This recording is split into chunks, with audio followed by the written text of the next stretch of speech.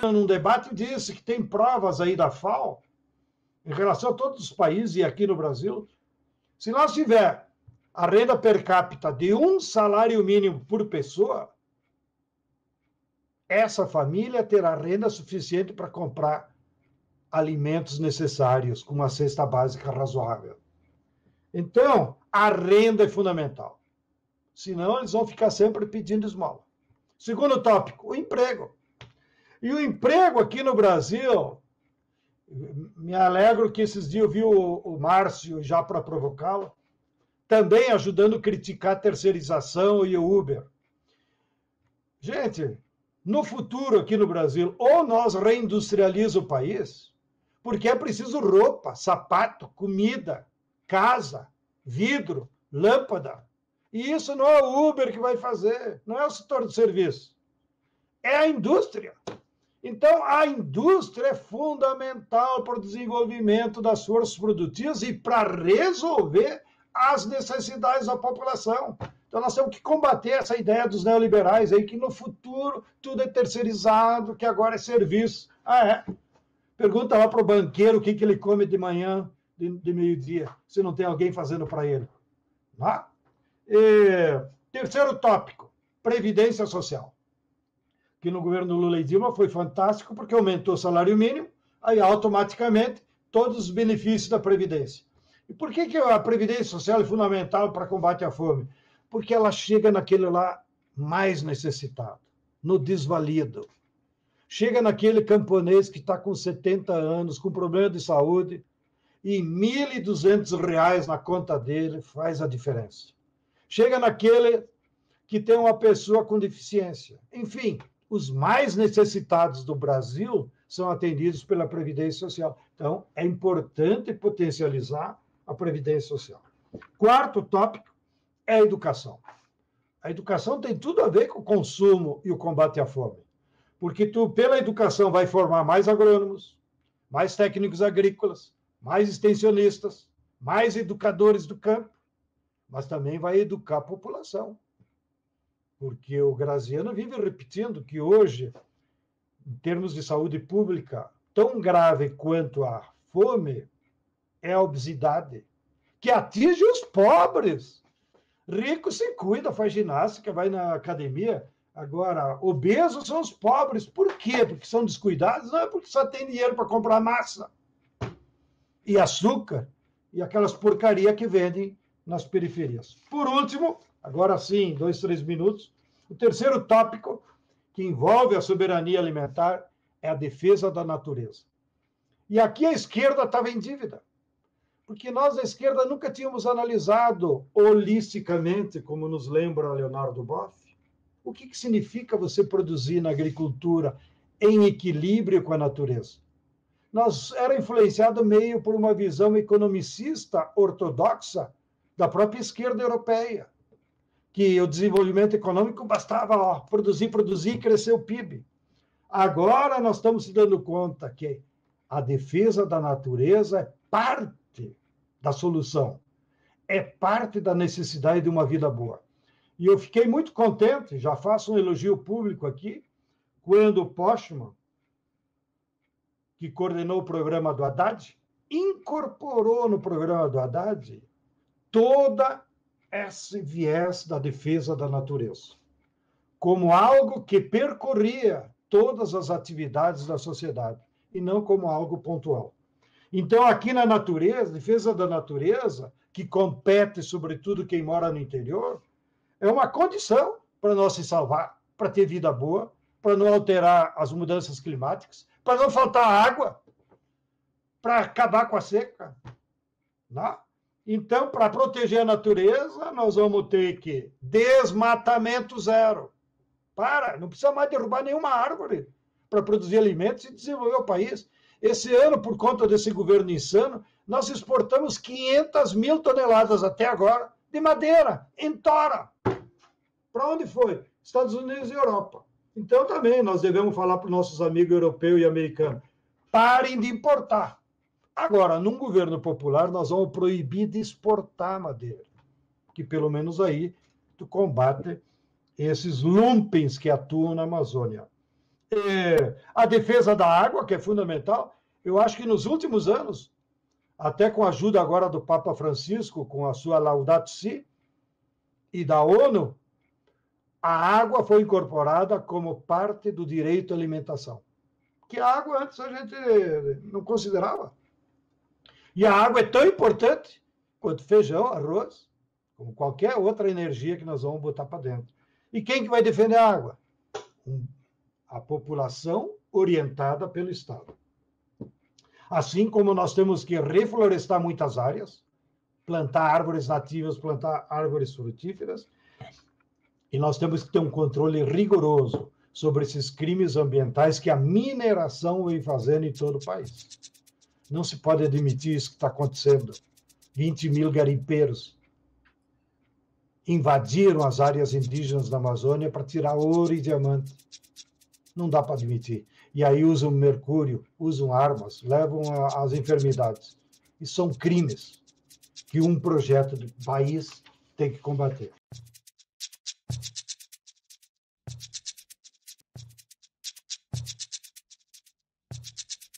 Que o genocídio da população indígena ele está em curso no Brasil. Ele não é uma narrativa do passado da história, né, do Brasil. Ele está em curso, ele está em curso de diferentes formas. Né? O marco temporal é uma das maneiras de reafirmar esse genocídio. A pandemia que a gente está vivendo tem sido usada como política de genocídio da população indígena.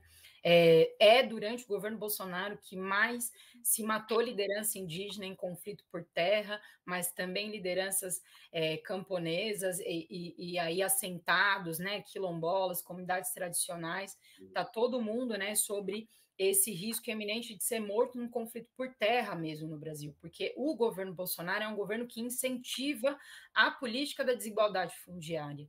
E por que incentiva a política da desigualdade fundiária? Porque o modelo, né, extrativista, monocultor, da pecuária extensiva, do agronegócio, é o modelo do lucro imediato. E onde é que está, né, vamos dizer assim, para ser retirado esse lucro imediato? São nos nossos territórios, e não é à toa que o governo Bolsonaro transforma a população indígena no principal inimigo da nação. Não é à toa que é sobre esse governo que a gente mais morre, né? Não é à toa sobre esse governo que a gente também tem sido ponta de lança estratégico nas lutas anticapitalistas mesmo. A gente está enfrentando um modelo econômico, né, que é um modelo vigente desde a colonização.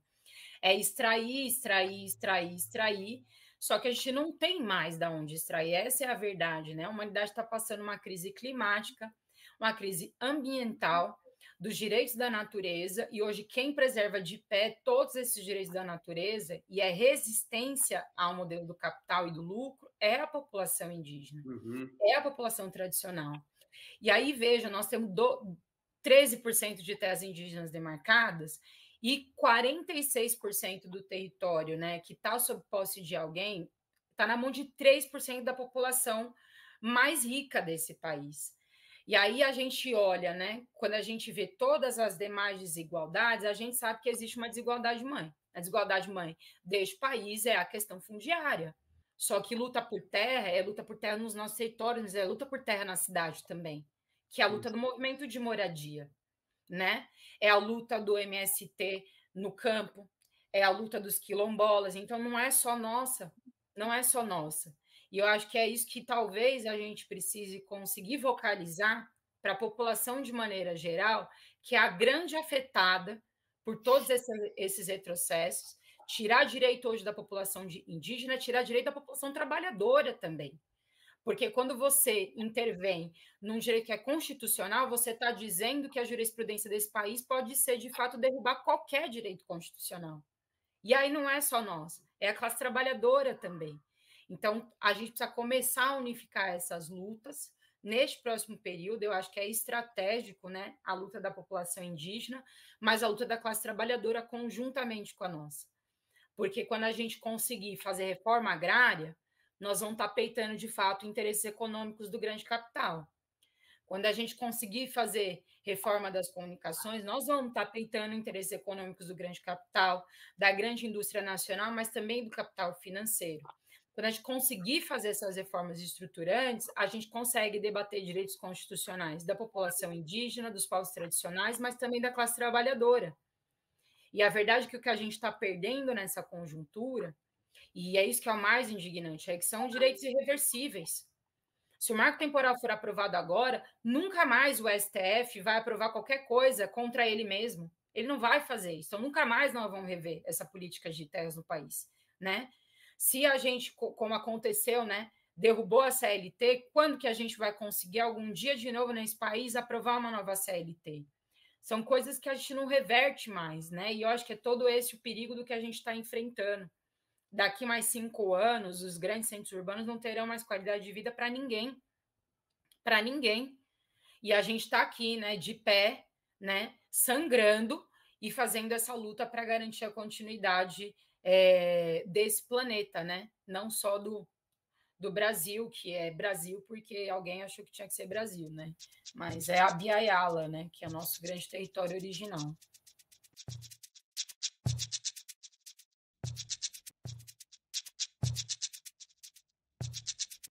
Tudo que foi feito e que está comprovadamente do conhecimento de todos, que foi feito por ações ilegais e transformadas numa fraude jurídica eleitoral, né?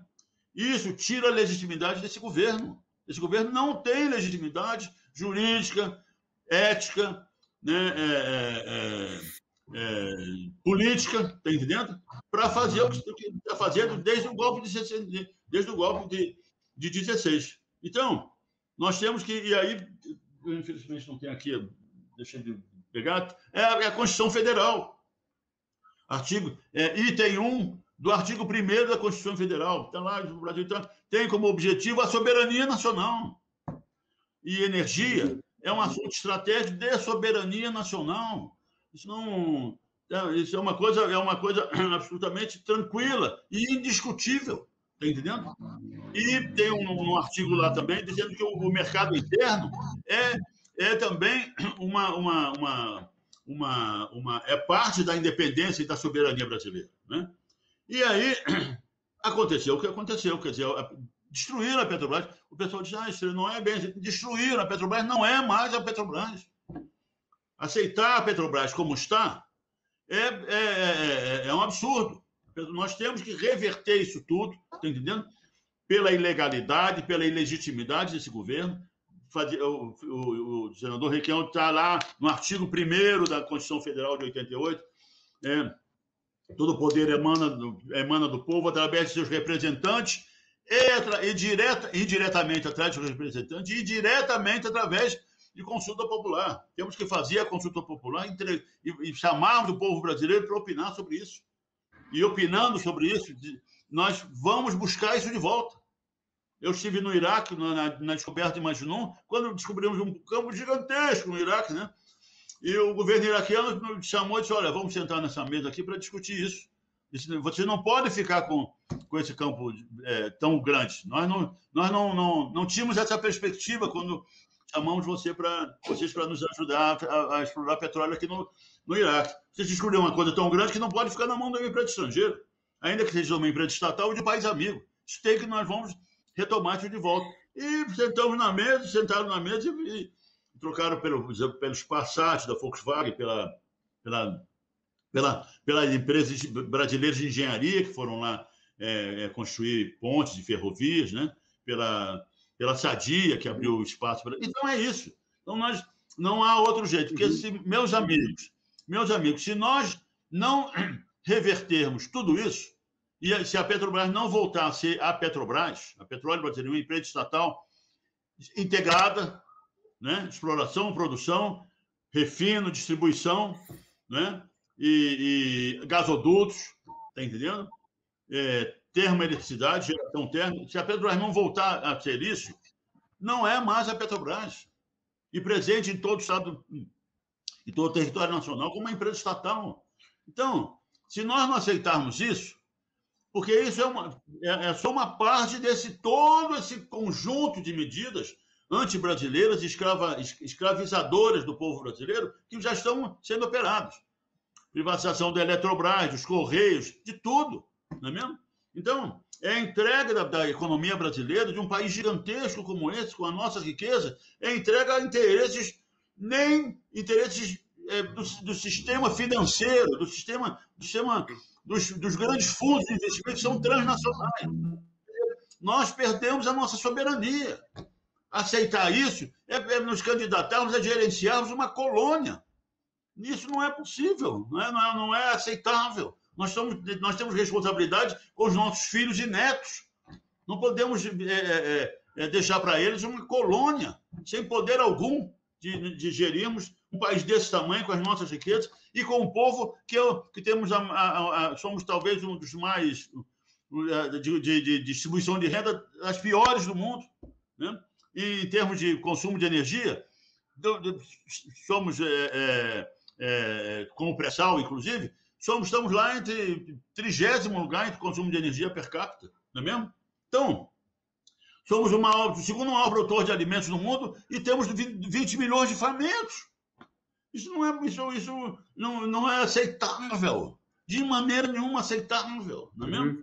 Então, temos que reverter isso tudo. Não há outro jeito senão a gente virar isso. Porque aí o pessoal diz, não, Estrela, mas isso é uma ruptura. Não, eles já romperam. Quem rompeu foram eles.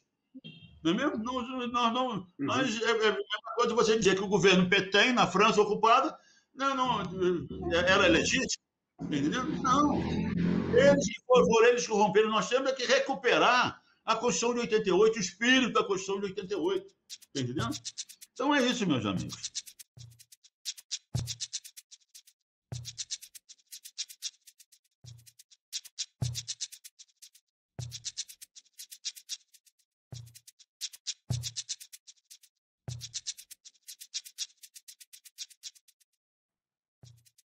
Eu frisei muito no início do governo que a nossa política ia ser ativa e altiva. E por que eu quis dizer isso? Porque ela pegava aqueles princípios básicos da Constituição, você já mencionou um deles, que inspiraram toda a política externa, menos essa do Bolsonaro, e nós pegamos aqueles processos e tentamos levá-los de maneira mais forte, mais firme, mais assertiva. E isso aconteceu muito com os países em desenvolvimento, né? Porque nós vimos que havia um grande potencial a ser explorado em todos os sentidos, comercial, político, né? O mundo está se tornando um mundo mais complexo, mais multipolar, então é importante você desenvolver relações com a América Latina, América do Sul, muito importante você ter relações com a África, de onde vem 52% da nossa população é de origem africana, não é? E tem um potencial econômico enorme, como tem os países árabes. Enfim, então nós tomamos várias iniciativas, na América do Sul já falamos, não vou ficar repetindo, mas inclusive para o conjunto da América Latina e Caribe também, porque a primeira reunião de países latino-americanos e caribenhos sem nenhuma tutela internacional, a primeira na história, se realizou na Bahia, em Sauípe, e deu origem ao que se chamou a CELAC, que não é como a Unasul, no sentido de que não é um tratado, mas, de qualquer maneira, é um foro importante. Mas com a África nós aproximamos, né? O nosso comércio com a África multiplicou por 5, as nossas exportações para a África multiplicaram por 5. E se diversificaram, o Brasil exporta ônibus, caminhões, além de continuar exportando também alguns produtos do agronegócio. Com os países árabes, a mesma coisa, ao mesmo tempo que você aumentou, multiplicou para árabes e Irã. Irã não é árabe, mas também, digamos, no Oriente Médio, aumentou enormemente a nossa exportação e vai de carnes a aviões, passando por açúcar, sei lá o quê. Então, é um comércio diversificado, positivo, e isso também nos reforça no plano internacional. Quando o Brasil propôs e realizou a primeira conferência entre a América do Sul e países árabes, que demos o nome de ASPA, né? Depois houve outra no Catar, outra no Peru, nós estávamos assim, quebrando um paradigma, porque a gente só se relacionava com esses países através de Londres, ou através de Nova York, ou de Washington, ou através de Paris. Não, e passamos a ter uma relação muito mais direta, muito mais próxima, e isso era muito apreciado por eles, e digamos, aqui parece que eu sou uma pessoa mercantilista, não sou não, pelo contrário, mas eu fico dando esses dados de comércio para as pessoas perceberem, porque isso é numérico, né, para perceberem como aumentou as nossas exportações para o país árabe, multiplicou por 4 em 6, 7 anos. multiplicou por 4, e como eu disse, quer dizer, eu me lembro de um dia que eu estava saindo do Catar e estavam chegando lá um produtor de ônibus, não me lembro mais se era Marco Polo ou Randon, mas enfim, eram 500 ônibus que estavam sendo vendidos para o Catar, e praticamente toda a frota de ônibus do Catar, naquele momento, era uma frota brasileira, né? E a mesma coisa acontecia com os aviões da Embraer, né? A mesma coisa acontecia também com outros produtos, até do agronegócio, muitos do agronegócio, carne, né? Até porque o Brasil aprendeu a fazer o corte do jeito que os muçulmanos desejam. Enfim, isso tudo é um crescimento imenso do Brasil, não só no comércio, mas de projeção e presença na área internacional. E eu dou uma ilustração de como isso se refletiu, por exemplo, em algumas organizações internacionais. O Brasil, em pouco tempo,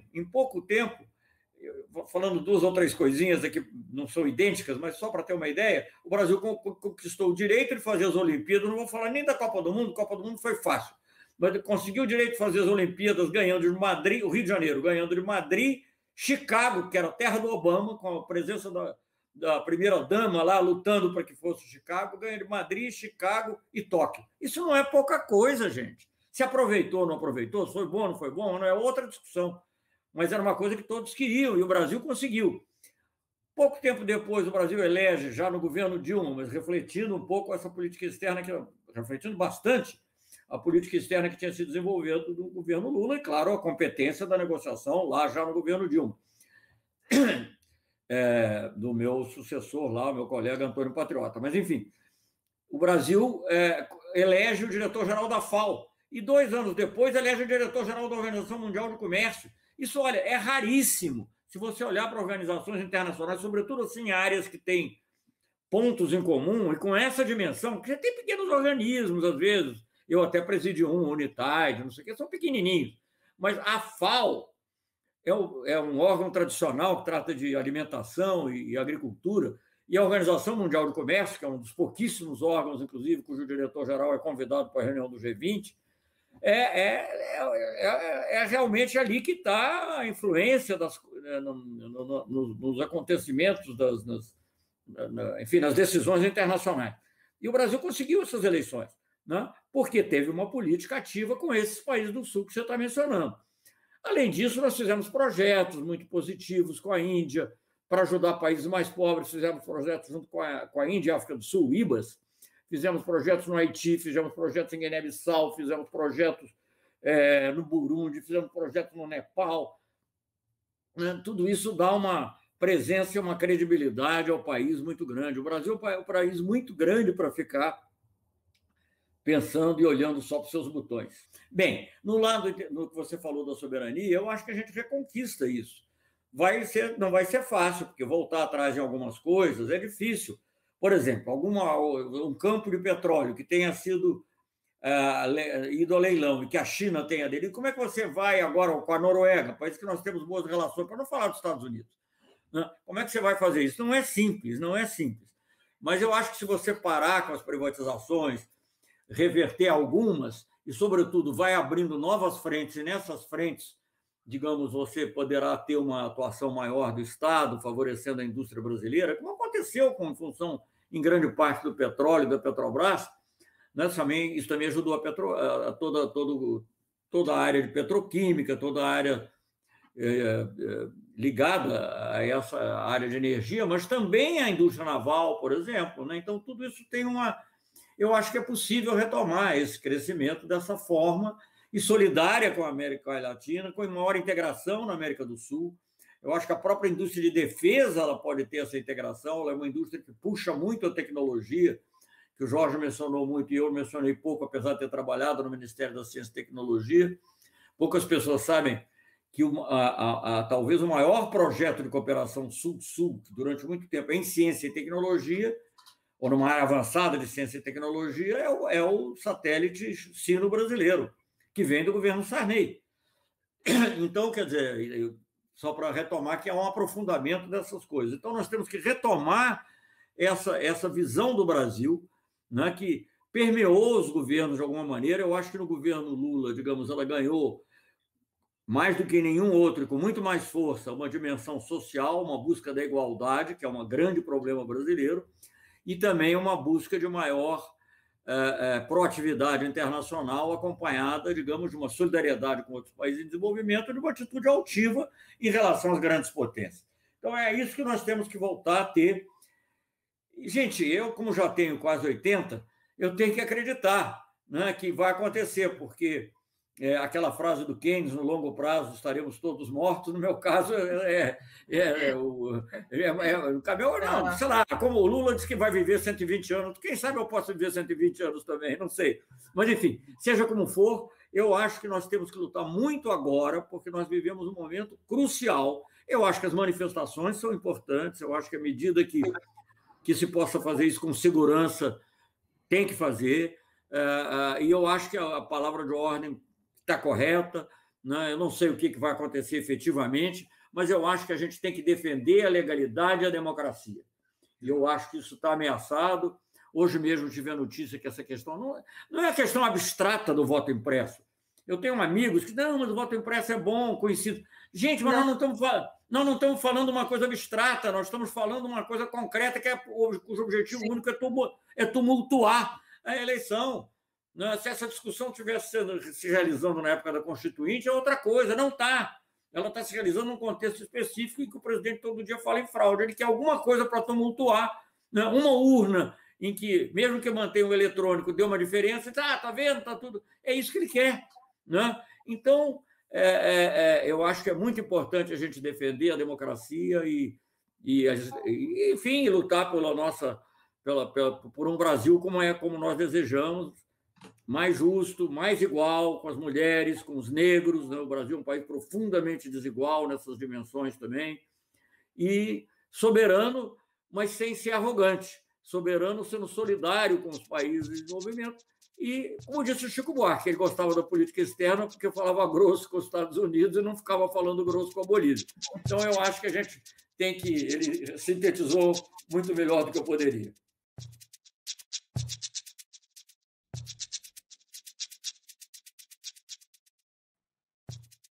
Então, viramos um país consumidor. E, como consumidor, nós só podemos ter acesso, já que nós não produzimos internamente, importando. E esta importação depende de quê? Da exportação do agronegócio. Mais pedra, tá certo? Água e pau.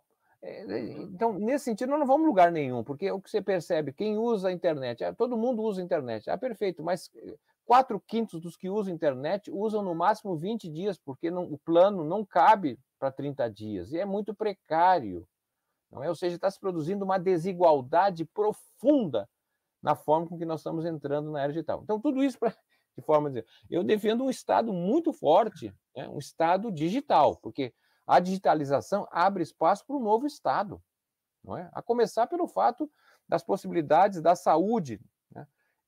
De ser operada, na verdade, com maior proximidade e disponibilidade da telemedicina. Não estou querendo substituir a medicina, mas eu estou dizendo que, por exemplo, olhando a experiência de países que usam isso, não é? Os diagnósticos, há uma facilidade enorme de acesso na China à possibilidade de identificar problemas da saúde, superar aquela fase do médico que é basicamente um leitor, não é, de exames. Isso aí não tem novidade alguma. Precisamos de médico que entenda, que toque nas pessoas, que conheça a realidade, que tenha tempo para saber como é que as pessoas vivem, o que fazem, tá certo? Nós precisamos de uma reformulação profunda da universidade brasileira.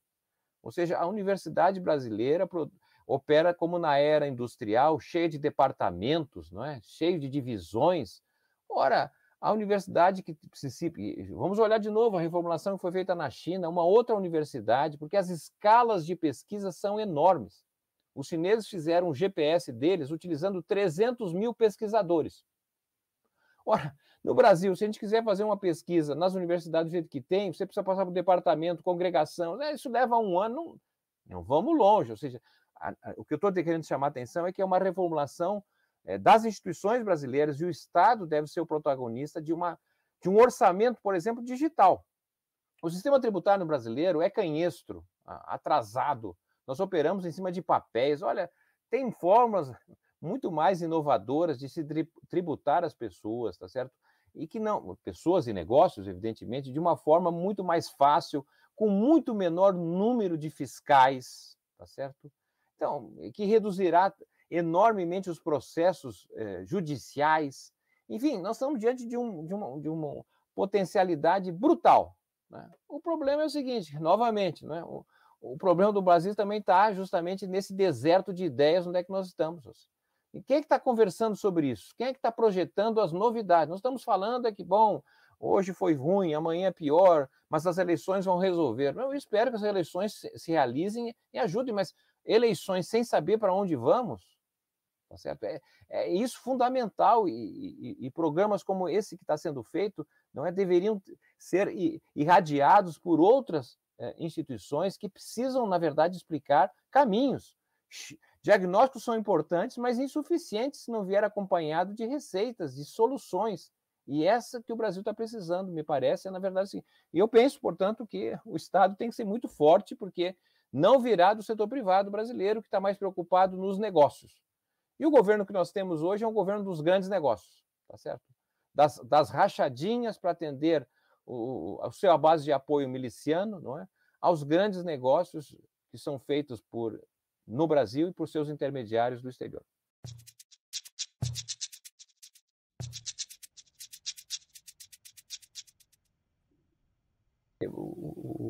O ex-presidente é talvez um dos brasileiros melhor preparado, né, para assumir um desafio enorme, né? Quer dizer, quem já foi presidente, como ele foi, um presidente querido, muito bem avaliado, né, com uma idade que não é da juventude, é um homem com mais de 70 anos, né, já poderia justamente estar aproveitando, né, o acúmulo que a vida lhe deu, e ele está colocando, não é, todo esse saber, todo esse esforço, não é, a serviço do Brasil.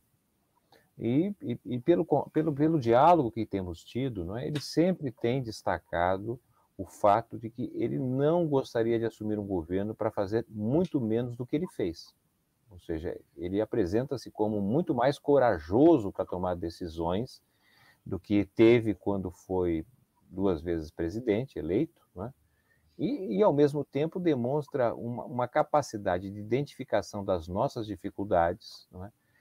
Com a necessidade de ter uma base política para viabilizar isso, né? Porque uma das críticas que se faz, não é, aos governos do PT é que, de certa maneira, foram governos que não fizeram reformas, não fizeram mudanças substanciais, né, que se imaginava, uma própria reforma eleitoral, por exemplo, não é? A reforma tributária, a reforma nos meios de comunicação e assim por diante.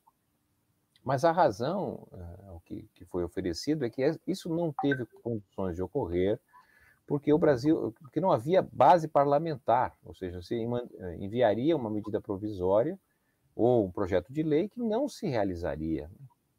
Diferentemente, por exemplo, da perspectiva do governo de João Goulart, né? Um governo também muito importante do Brasil. Ele se dispôs, digamos, a levar à frente reformas, como o caso da reforma agrária, e o lema era reforma agrária, não é na lei ou na marra, né? Mas, sem base política, sem sustentação, o risco é justamente de haver uma alteração, como ocorreu com o golpe lá de 64. Então, me parece que o ex-presidente Lula está muito imbuído desta perspectiva de combinar força política para transformar. E, nesse sentido, tem sempre chamado a atenção que a eleição presidencial ela é chave, mas é insuficiente se não tiver uma base parlamentar. Então, é muito importante a eleição parlamentar. Aqueles que estão dizendo que o presidente Lula tem que fazer aquilo e outras coisas mais, deveriam estar também imbuídos, não é, em terem seus candidatos a deputado para que pudesse, de certa maneira, formar uma bancada, eu diria assim, desenvolvimentista, independente de partidos, mas que fosse uma bancada com alguma capacidade de pensar o país, porque, infelizmente, a nossa representação parlamentar não fica muito a desejar. Eu sei que há muitas exceções, mas, em geral, não é? Lamentavelmente, nós estamos, parece que, diante de youtubers, né, não representantes de interesses, de fato, da maioria do povo brasileiro. Então, nesse sentido, não estou respondendo, né, o que ele faria. Eu penso justamente que o presidente tem essas condições especiais, mas ele não tem se negado de ouvir, e gosta muito de ouvir diferentes segmentos, tá certo? inclusive identificar contradições, porque é justamente desta forma com que ele trabalha, e me parece que terá no ano que vem uma equipe de primeira para poder ajudar nessa tarefa enorme de convencer o povo brasileiro de que nós temos saída e podemos ser muito melhores do que somos até o presente momento.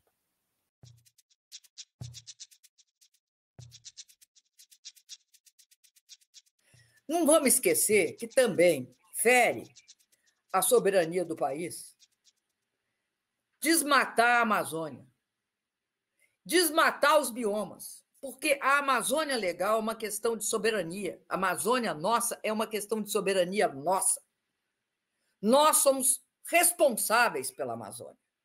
Então, deixar a boiada passar é algo inadmissível. O que eles fizeram em matéria de desmatamento e de destruição da fiscalização em todos os biomas, fizeram no Pantanal. O Pantanal é algo que sofreu uma devastação. Então, ferem, terá de ser recomposto toda a questão do meio ambiente no Brasil, até porque nós não vamos cumprir nenhuma das metas estabelecidas. Já está claro que não cumpre. A outra questão que eu acho gravíssima é a questão da educação, que também é uma questão de soberania. Nós temos de perceber que acesso à educação é uma condição de soberania porque ela nos tira de duas situações. A primeira situação é a pobreza.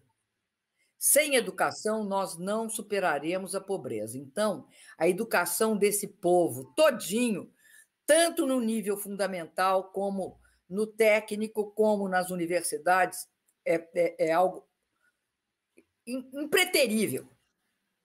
E ela, ao mesmo tempo, a educação é base da riqueza. Nós só seremos um país desenvolvido se tivermos educação de qualidade, que é a base de geração de ciência, tecnologia e inovação. Se a gente quiser fazer uma corrida para nos desenvolver e nos transformar numa nação desenvolvida, sem educação não existe hipótese de socorrer. É óbvio que a educação tem esse aspecto que eu acho que toca na pobreza e na riqueza. Ela é uma alavanca para o Brasil. E o que nós estamos vendo com o teto dos gastos? Nós estamos vendo, com o teto dos gastos, um sucateamento da educação no Brasil. Teve um fôlego com o Fundeb, que foi aprovado contra o governo Bolsonaro. Mas é sistemática, né?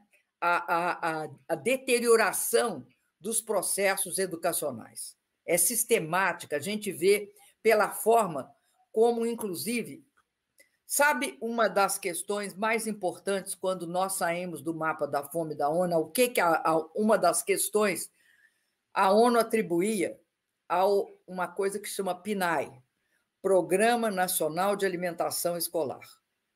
43 milhões de crianças e jovens no Brasil se alimentavam, mas não é uma alimentação tipo lanche, não. Comia arroz, feijão, carne e algum vegetal. Isso contribuiu para você dar uma base. Bom, diante da pandemia, era obrigação do governo federal articular a manutenção da alimentação escolar, mesmo fechando as escolas. Pode ser difícil. Olha, é por causa que é difícil que o governo existe. Senão as pessoas individualmente resolviam. Porque esse país, ele tem de ter valores. E os valores são os da cooperação, da solidariedade, do respeito ao outro, sabe? De respeito à diversidade, de ser capaz de discutir sem achar que o outro é inimigo. Ser capaz de ter adversário, que não é destruído. Com adversário você discute, com o inimigo você destrói. E acabar com essa política, né? Essa política que torna o ódio o centro de tudo, que é típica deles. Então, tudo isso eu acho que a gente tem de incorporar, sabe, Jorge? E Beth, a gente não pode deixar de reconhecer que nós temos também de ser diferentes, completamente diferentes.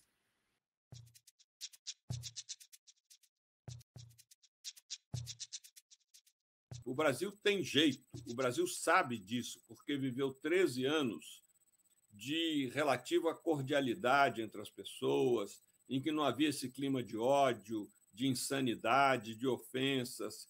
E nós podemos voltar a isso, podemos resgatar esse passado recente que hoje muitos querem encobri-lo e acabar com esse fanatismo dessa direita virulenta que quer cada vez mais agredir a nossa consciência, agredir a nossa cidadania, agredir inclusive a ciência, porque são negacionistas. Eles negam os avanços e as constatações da ciência. Chego até a dizer que a Terra não é redonda, né?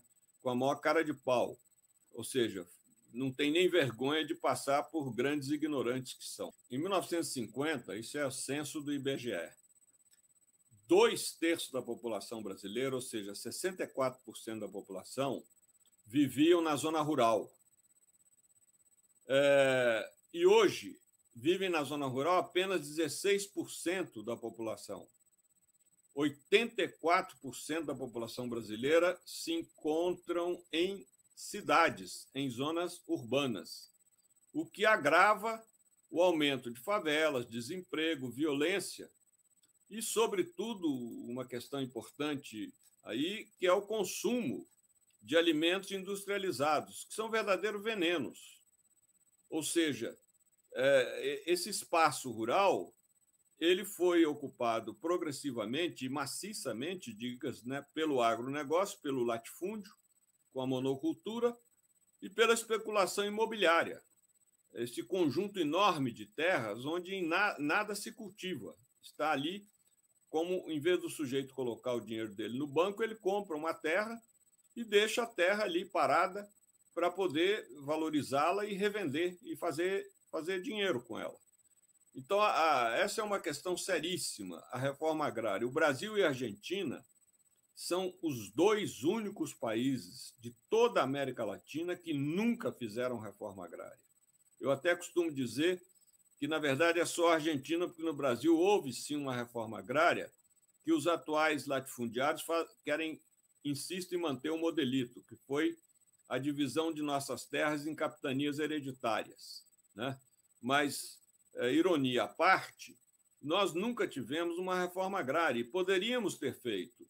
Eu acho que no primeiro mandato do PT, do governo Lula, haveria condições, não aquela reforma agrária dos seus sonhos, dos meus sonhos, dos sonhos da Beth, mas uma reforma agrária moderada, mas, de qualquer maneira, ampliaria a área de acesso de pequenas e médias propriedades, reduziria esse grande espaço apropriado pela monocultura e, na maior parte deles, de maneira ilegal, né? Terras devolutas, terras indígenas, terras de poceiros, que são, através da violência, da chantagem, da pressão, das ameaças, ocupadas por esse trator assassino chamado latifúndio, né? Que, inclusive, adota em muitas fazendas, a gente tem visto, agora menos, infelizmente, trabalho escravo, né? Análogo à escravidão. Muitos trabalhadores se encontram ali nessa situação.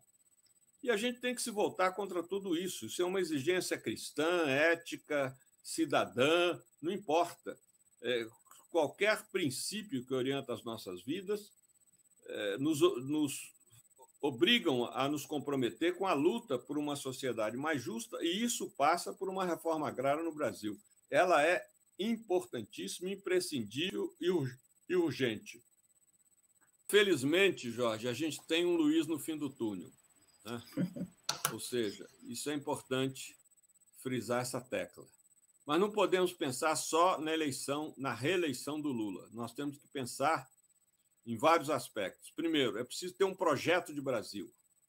Não podemos centrar a nossa mobilização apenas em torno do nome do candidato. É preciso ter um projeto de Brasil.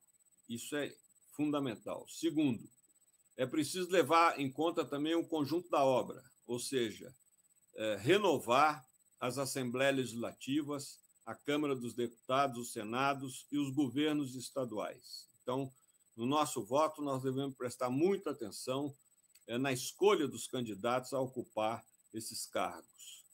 E, sobretudo, começar desde agora o nosso trabalho de volta às bases, porque nós da esquerda abandonamos as bases nas últimas décadas. E, com isso, essas bases elas foram progressivamente ocupadas pelo fundamentalismo religioso, pelo narcotráfico e pelas milícias.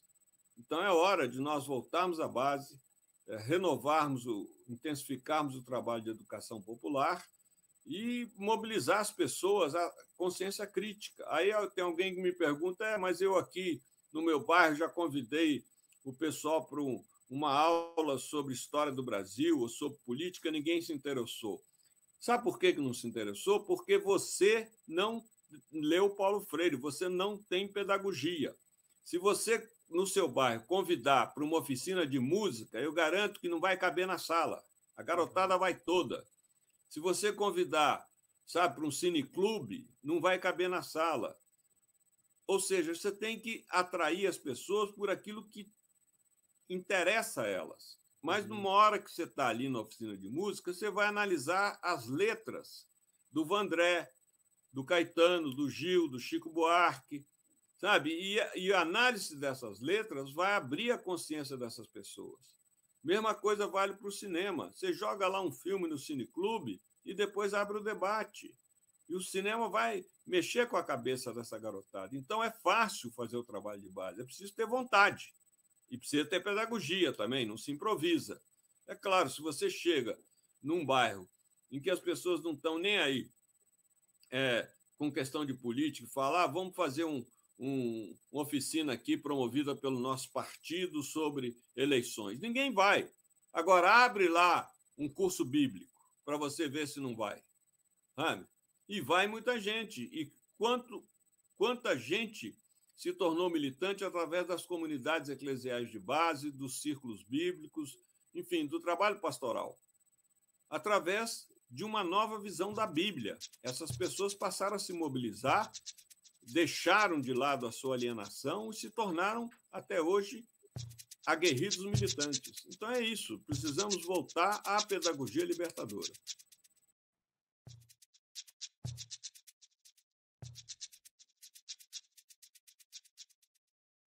O Lula e o PT é o partido que tem mais apoio, comparado com mais apoio, menos rejeitado. É só olhar as pesquisas daqueles 45% dos brasileiros que optam por partido, ou 40%. E mesmo o Lula, a rejeição do Lula não é muito diferente. Aliás, o Bolsonaro tem mais rejeição que o Lula. Então, nós temos que... O antipetismo, nós precisamos debater e discutir com a sociedade, né? Tanto mostrar o nosso legado, como mostrar o que nós pensamos do Brasil do futuro. Essa é a chave da questão. O que nós queremos com o Brasil do futuro?